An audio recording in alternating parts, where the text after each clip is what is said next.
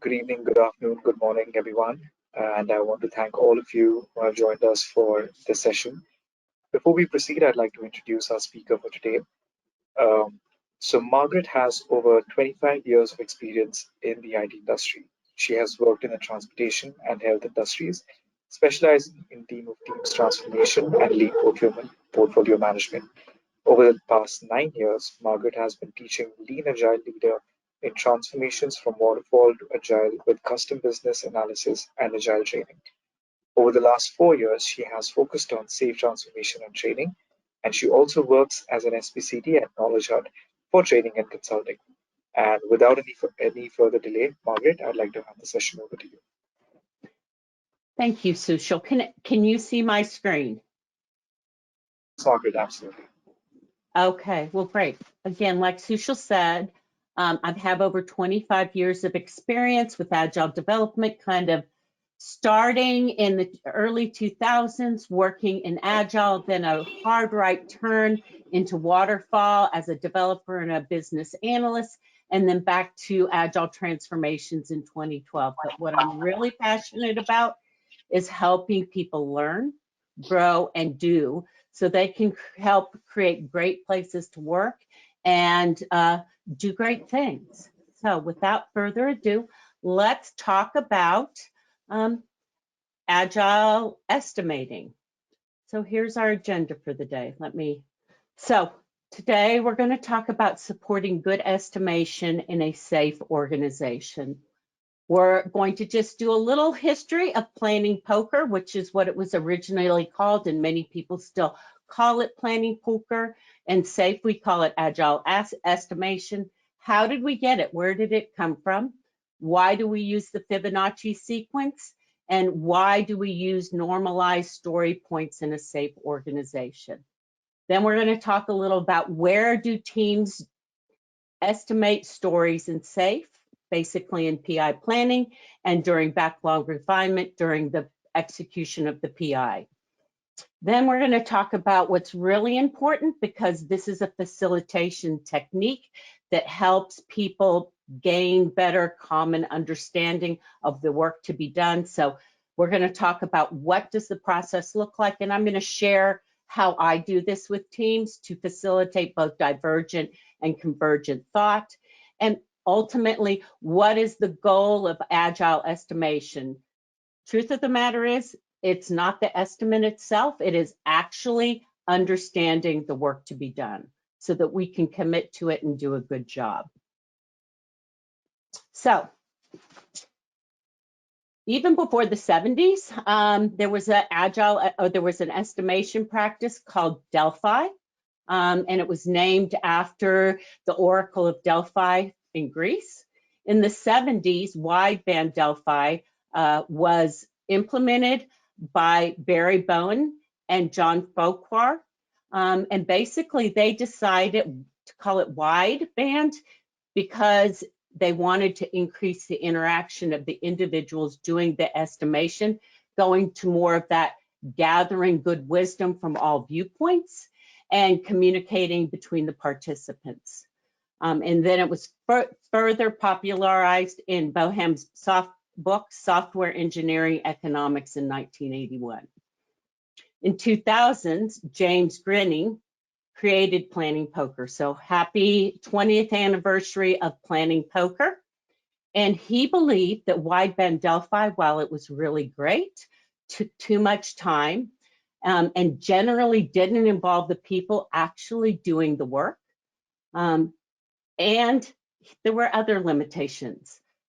So from its inception, Greening wanted Planning Poker to be about solving the problem of people getting to an agreement and understanding without too much deep diving and conversation dominating the effort instead of understanding what we're doing. And then Mike Coyne made it even more popular. And if you're in any of my classes, you'll see that I recommend the book, Agile Estimating and Planning. I also kind of want to talk about the fact that starting in 2015 and really popular through 2018 was the hashtag no estimates conversation that was going on in the Agile world. And basically what it said is the estimates are often misused. They're used to bludgeon programmers so that they become unhappy, the software quality becomes poor. And so Agile estimation has always been about getting understanding and not about the number. In the no estimating, we said the estimation process, if we're in a state of organizational flow, becomes superfluous. And that can be true because basically what happens is our estimates boil down to 2 points. Either it fits into an iteration, AKA sprint, or it doesn't. While that is a goal, and if you read some articles by Ron Jeffries, he talks about that's the goal of the organization, to get to a point where estimation doesn't matter and we're in that state of flow, but none of us are there yet. And even if we are, the process of facilitating our teams in a conversation using the planning poker technique helps us understand and encourages participation from all of the teams. So just a little information about how we got planning poker. But why do we use the Fibonacci sequence? Well, it turns out the Fibonacci sequence is a very powerful set of integers. If you look around nature, it's all over the place. It's in shells, it's in our DNA. Many things are based on the Fibonacci sequence. And for us in Agile estimation, it gives us 2 things. It gives us, when we're certain and the work is small, a sufficient preciseness so that we can agree in the lower ranges where things are small and our knowledge is greater. Every number is just slightly smaller than less than half the size of the next number. And while it turns out that we're really not good at estimating, we're much better at relative estimations of how much bigger or smaller their things. So the numbers themselves bring a level of beauty in the fact that as the work gets larger and as we estimate, the amount of uncertainty is reflected in that number.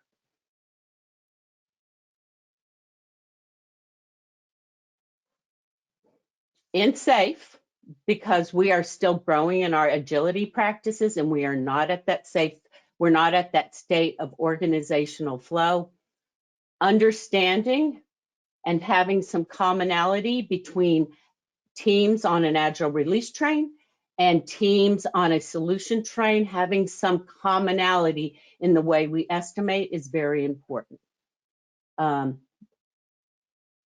regular agile estimation, where you're just a lone team, anchoring or having a common point of reference is not important. If for my team, a 3-point story is a day worth of effort, and we know that, that's fine. But in a SAFE organization, if we don't have that kind of calibration done, and I just want to point out, this is not a hard and fast rule. We calibrate once and we say, hey, find your 1-point story, agree that that's a 1-point effort, a 1-day story is a 1-point effort, and then move on. So we then go ahead and do relative estimation from there. But what your team may have as a 1-point story, because they can do in 1 day, is not the same for a team that I may work on. My estimation for my team may be 3. So it is still absolutely unique to the team. It is not bound to any unit of measure. We just calibrate on that 1 story point to give us some commonality as we go forth and create our relative estimates for our team. So 1 and done, we calibrate as a team. As we go on to an agile release train, we start our estimation by finding a story that takes a day or less to complete, and that's not duration, that's effort. and we agree that that's our 1-point story, and we go relative from there. Just want to make it really clear. We don't talk about, well, a 3-point story is a 3-day story, and an 8-point story is an 8-day story. We use relative from there to understand it.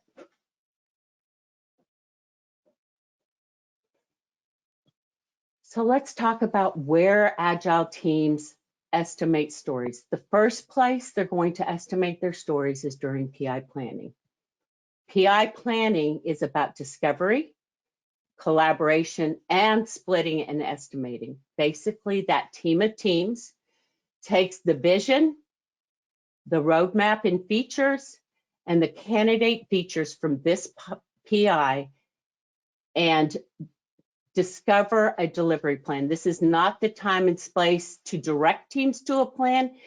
It is the place for these teams to gain knowledge and learning. These teams are competent, and they're trying to discover the path to deliver to that vision. So stories are rough. They're estimated, but not in a refined story format during PI planning. Not all acceptance criteria is defined. Some of these stories may require splitting during team refinements throughout the PI because we are still progressively refining what we're doing. We create an initial sequence to determine if our plan is good. And then that is a path. It is not the path to delivery. The goal is collaborate and discover how we as a team of teams can meet the vision that the organization has provided to us. We want to have enough granularity to understand how and if the delivery is possible, and the team will continue to refine these stories during the PI.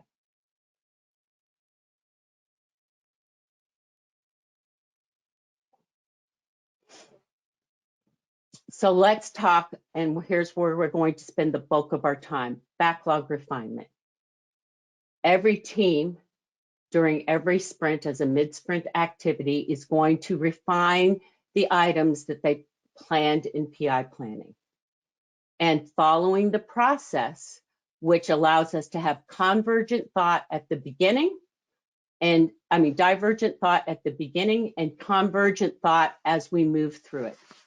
And following the practice is really important as servant leaders and facilitators who may be scrum masters, we may be POs, we may be other teammates. It's important for all of us to understand the value and the how.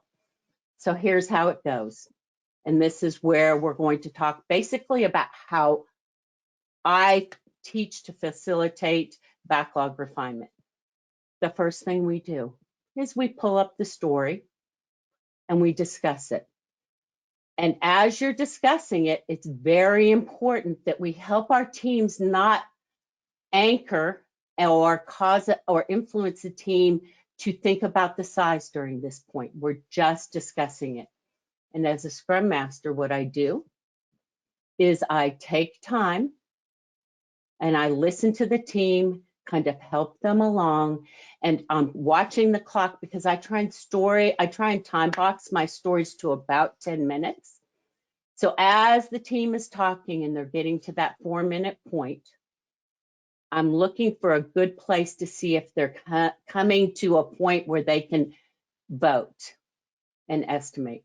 And the estimate in itself is not to get the number, it's to find out how divergent and how much different understanding there is at this point of the story refinement. So what happens is when you ask people to vote, a couple of things happen. If we're fortunate and the story is small, we find out that we're not far away from each other. Maybe we're all at 5 or less. But if there's a great variance, one of the things the vote does is it causes us to start thinking, I got to do this, I got to do this, I got to do that, I got to do this. And as we go through that, we are actually focusing our understanding as individuals on that story. So after we anonymously vote and we display what our vote values are, as a servant leader and scrum master, what we should do is say, so 13s, tell the team what you know about this story that is very difficult. And often you hear things like, wow, a developer says, the last time I was in that code, it was really, really difficult to work with. It's an old piece of code that's kind of brittle.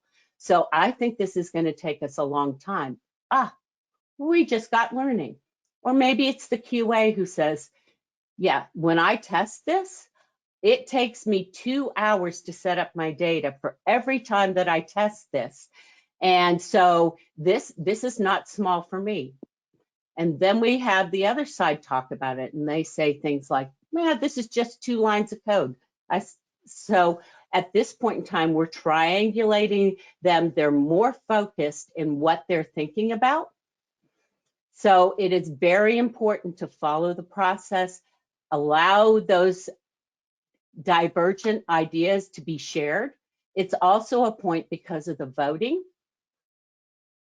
It's our chance to get the participation of other teams. The value here is not in the number.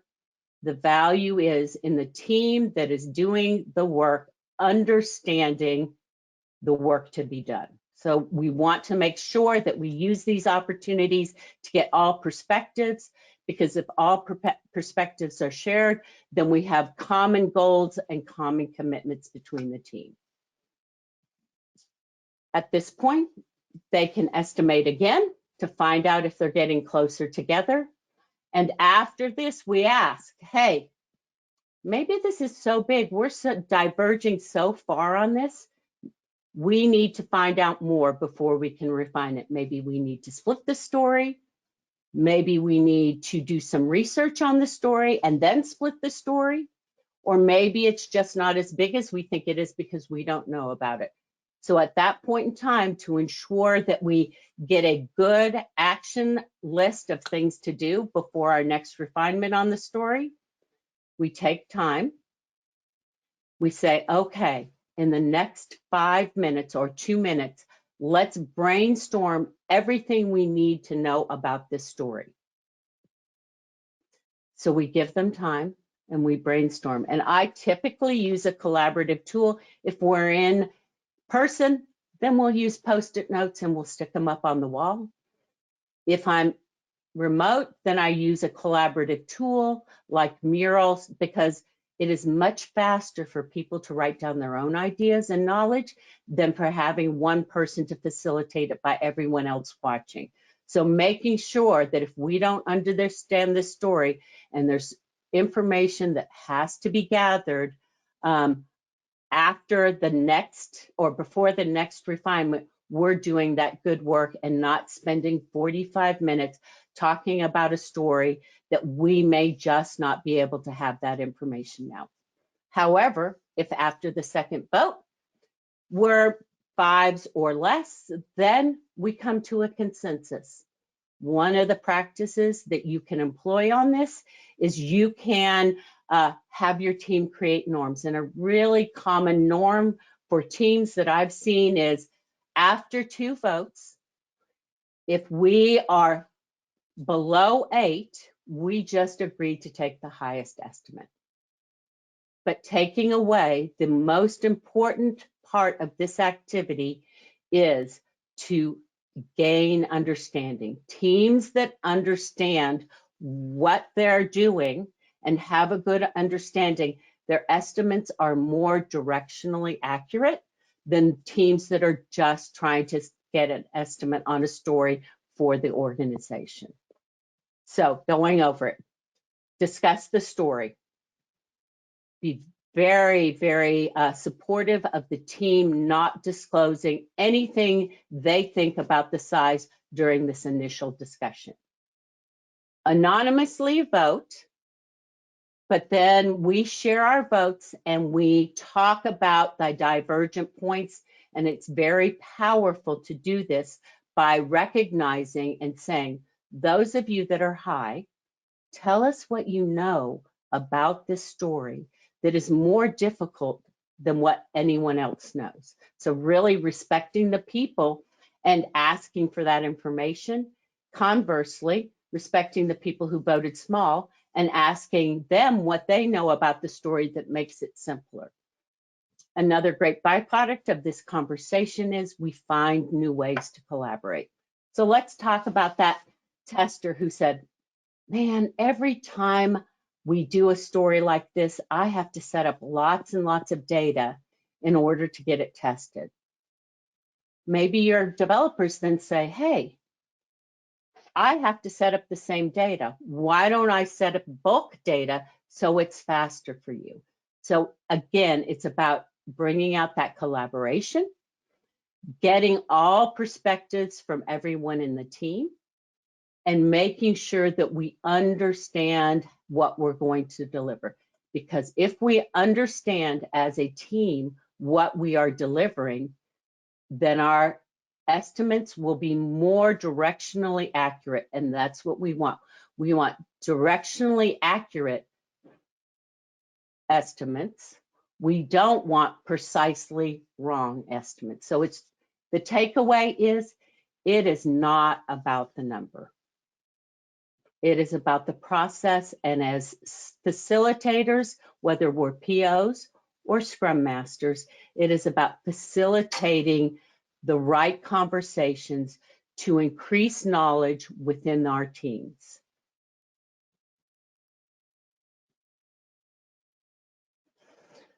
So let's talk about it again.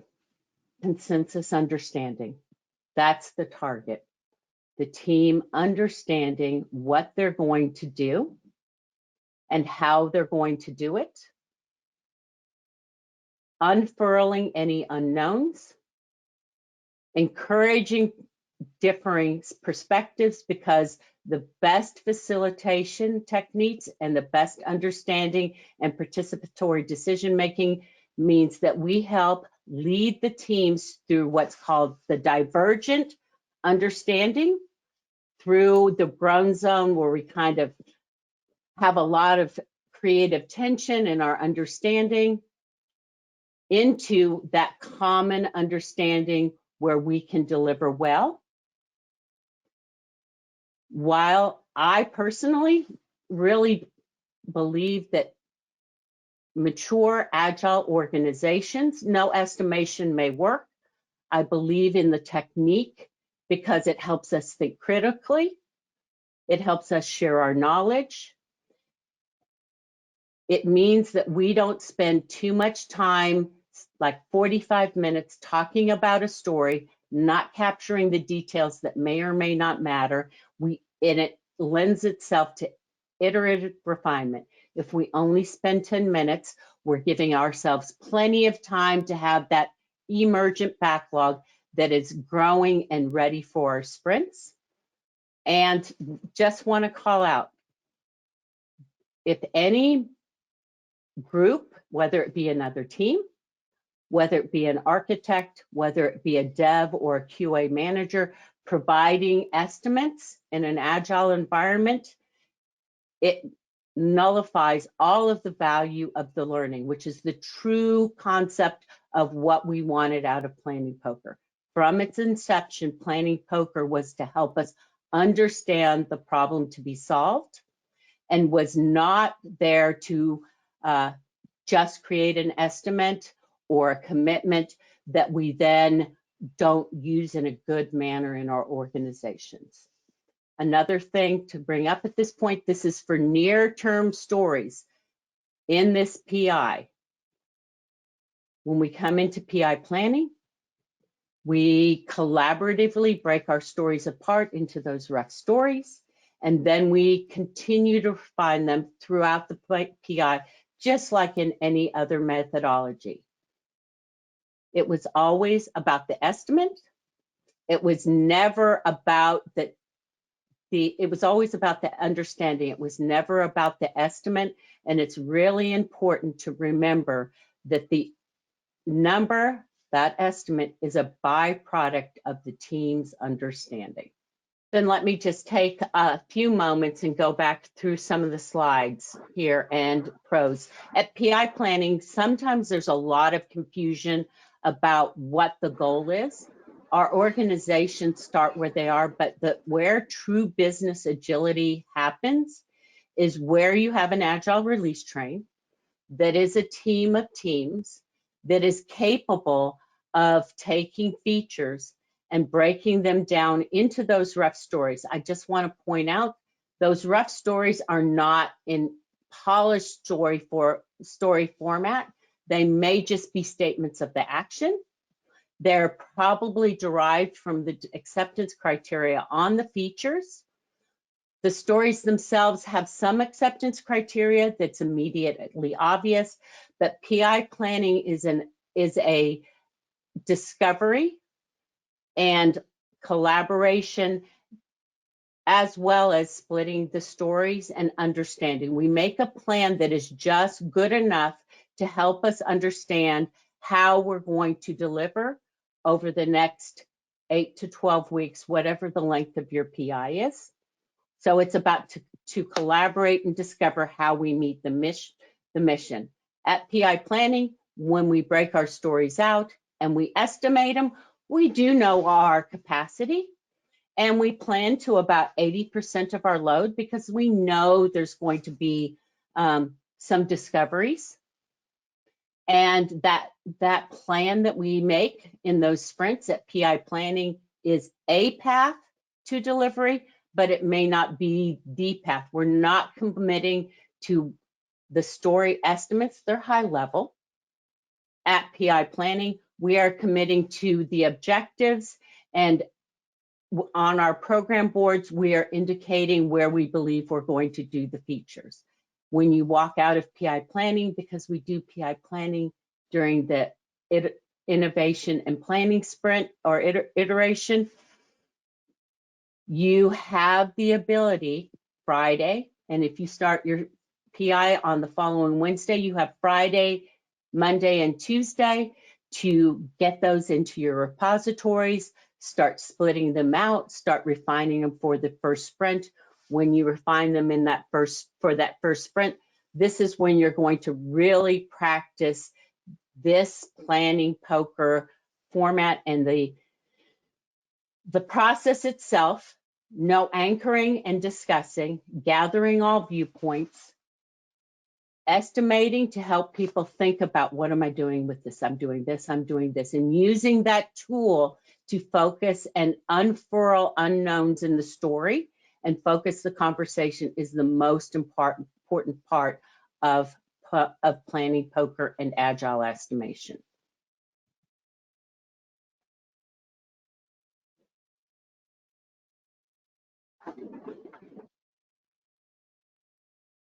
So this is Sandeep here. Am I audible? You are. Yes, you are. Hello. Hi. So I had a very, generic question actually. Sometimes I really get confused when I do the capacity planning. I have so many people. How do I map to the story points? You definitely said one story point, one day, or probably I say this one particular story point when I decide it's going to be, 4 hours or 8 hours, So how do I map that to my capacity, So this is a very So generic question. yeah, so do your teams have an established velocity, or is this a brand new team that has no historic velocity? So it has, when I took over the team, it was like, we will have a velocity of 35. That's it. Not more than that with the people And it was of based on the their team historic size. delivery? Was Yes, it based on their, okay. yeah. So, but definitely there are, spillovers from sprints, and sometimes there are additions also, So then comes the point where we are not meeting, Yeah, the sprint deadlines, I would say, the sprint sometimes goals. overworking, your sprint Yeah. goals, we're overworking, or sometimes we are not having anything since that particular story was backed out at the last moment. So how do I do, capacity and velocity? How do I, manage that during that time? So we It's have all, to, yeah, sorry, yeah, Margaret, go yeah, ahead. please continue. No, please So, continue. here's the thing. There's multiple problems that they may be manifesting. But the first thing I would say with regard to the context of story understanding and then estimating from that story is make sure to follow a good process and facilitate the team to a good understanding of their stories. If they have a good understanding, then their delivery improves. With regard to teams that are not, that have wildly swinging velocities, let's say one sprint, they commit to 30 story points and they only get 20 story points done. The next sprint, they complete those stories and maybe and they make their commitment to their sprint. So their velocity, say, is 45. Really want to encourage our teams to not overcommit. Planning to about 80% of your historic velocity is your best practice. But Okay. it also depends on some organizational practices. If your organizational practices are out of sync as well, and they are focused more on delivery of story points and estimates, what I see is the estimate is the most important thing, but then the knowledge is not coming out. So really focus on that good estimation process. So here's what I'm going to say. Are you a Scrum Master? Yes, I am. So when you estimate, work with your product owner. Discuss, hey, we're going to be really disciplined in our facilitation, and we want to really encourage our people to discuss the story. But let's make sure no one's showing their hand on how big they think it is. Because if one person, say a senior dev says, oh, this is only a 2, that either people can intentionally say, oh, I don't want to give my opinion because people won't think I know what I'm doing, or maybe even unintentionally, we just cognitively start going towards that too. So people stop thinking about it because they already know there's the size. So first thing is, when you're doing your backlog refinements, make sure that when you discuss that story, people are not sharing their perspective of how big they think it is.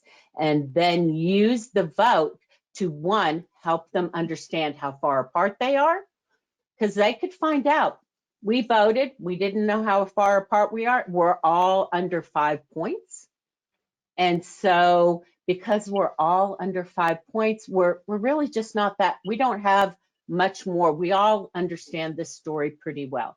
But if I have 3s and 20s or 3s and 13s, we have a wide gap of understanding of how big that is. And that's your opportunity where the vote itself focused the participants, because remember, they do that thought process. You say, okay, let's all vote. And people start going, okay, I've got to do this and I've got to do that. And this is super hard and that's super easy. So it really does focus their understanding and allows them to articulate it to their teammates.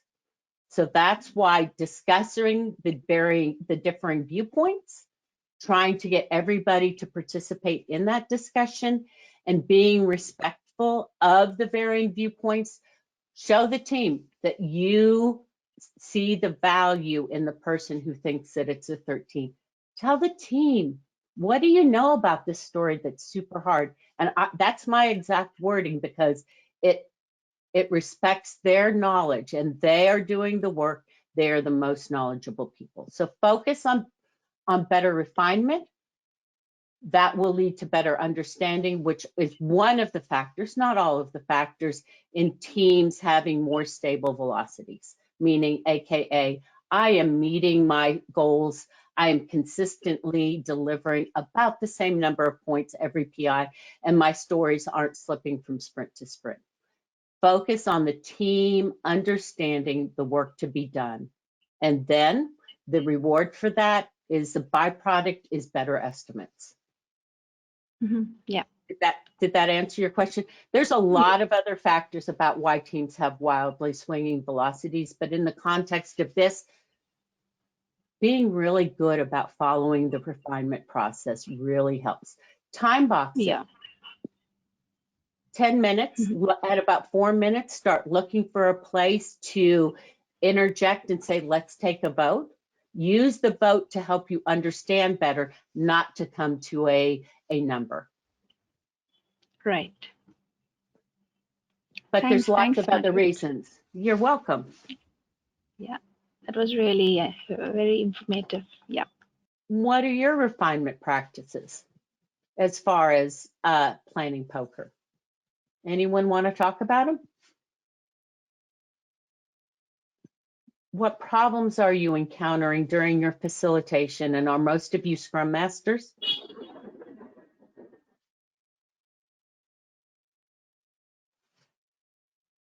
Christine, we have Margaret, we have Melissa, Patrick, Victor, Teresa, there's Swapnil, Saurabh.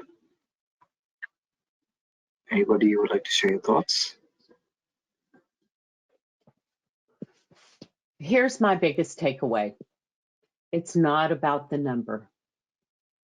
The number will be directionally correct. And even if your company didn't care about estimates and you were in a state of flow, using this format to help understand where your team has divergent opinions of the work to be done helps the team critically think about it, identify it, and have that discussion. So the beauty is in the process for each story, having a very practiced, disciplined approach about no opinions when you first discuss the story, anonymously estimate it, encourage those outliers to talk about what they know about the story, estimate again, make a decision quickly if we can't estimate the story, and gather what we need to know from the team, have the team brainstorm what we need to know about the story before our next refinement, and bring it back into refinement again, because refinement is a progressive thing. It's not a one and done. Well, thank you all. And if you have any personal questions, I know a couple of you contacted me on LinkedIn. I have my notes about the process. They are not on the screen. I am more than happy to provide the documentation of the process to you all. I tend to not put a lot of words on the screen, but I do in my presentation notes have all of the notes on the good backlog refinement process. That being said, Margaret, thank you so much for taking the time out and addressing the audience today. I believe that it has been an informative session, and there's Dave who's asking, will we get a copy of the session? Yes, Dave, the recording of the session will be available on the same link that you've used to log in. Also, I'd like to encourage the audience to check out the KnowledgeHut website and our YouTube page, where we have many such sessions from the past, and you will also get to see the upcoming sessions, also with Margaret and a couple of other people, other speakers who we're working with currently. So we would like to encourage you to please stay tuned, and if you have any questions, I believe you can write to Margaret, reach out to her on LinkedIn, I believe. That should be fine. Yeah? All right. And absolutely. excellent. So we will see you all for the next session. Thank you once again for joining in. Wish you all a very good night, good evening, good afternoon, and we'll see you soon. Thank you, Margaret.